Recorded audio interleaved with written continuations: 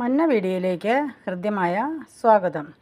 പൂന്തോട്ടങ്ങളിലെ ഒരു മിന്നും താരം തന്നെയാണെന്ന് പറയാം നമ്മുടെ ഈ ബൊഗെയിൻവില്ല അല്ലേ. ബൊഗെയിൻവില്ല പണ്ടൊക്കെ അറിയപ്പെട്ടിരുന്നത് കടലാസ് പൂ ചെടി എന്നാണ്. ഇച്ചിരി കൂടെയൊക്കെ പരിഷ്കരിച്ച പേര് ബൊഗെയിൻവില്ല സയൻറ്റിഫിക് നെയിമാണ്.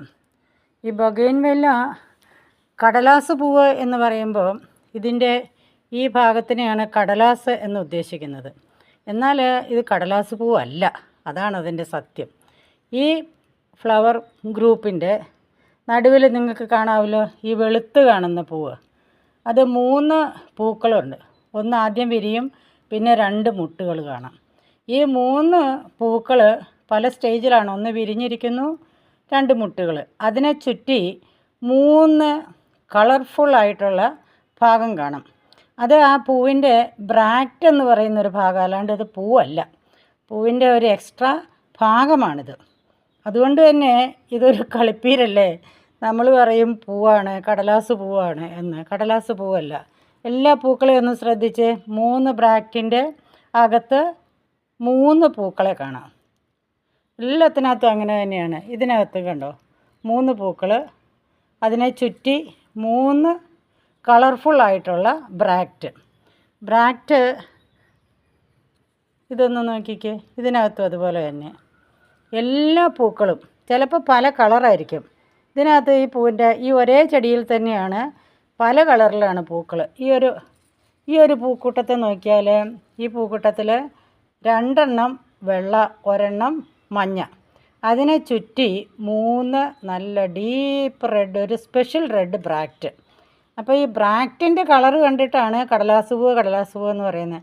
ആക്ച്വൽ ഫ്ലവർ ആ ചെറിയ പൂവ് ആ നടുവിലുള്ളതാണ്. അത് പറഞ്ഞാൽ നിങ്ങൾക്ക് വിശ്വസിക്കാൻ പറ്റുമെന്നറിയില്ല. അതാണ് കറക്റ്റ് പൂവ്. മറ്റേത് പൂവിൻ്റെ ഒരു എക്സ്ട്രാ ഫിറ്റിംഗ് ആണ്.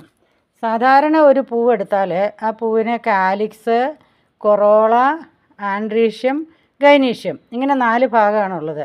ഇതിന് പുറമെ അതിൻ്റെ കാലിക്സിൻ്റെ പുറമെ എപ്പികാലിക്സ് കണ്ടോ, ഇതൊരു അഡീഷണൽ സാധനമാണ്. ഇതുപോലെ ഒരു അഡീഷണൽ ബ്രാക്റ്റ് ഉണ്ടായിരിക്കുന്നതാണ് ഈ കളറ്. അങ്ങനെ ഡിഫറെൻറ്റ് കളറിൽ ബ്രാക്റ്റ് ഉണ്ട്, ഡിഫറെൻറ്റ് കളറിൽ കടലാസ് പൂക്കളുണ്ട്.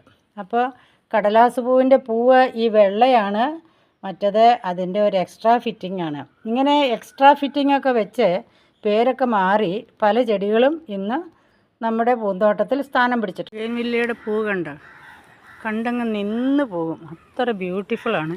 പക്ഷെ മഴ ഞങ്ങൾക്ക് വേണ്ടെന്നാണ് അവർ പറയുന്നത്.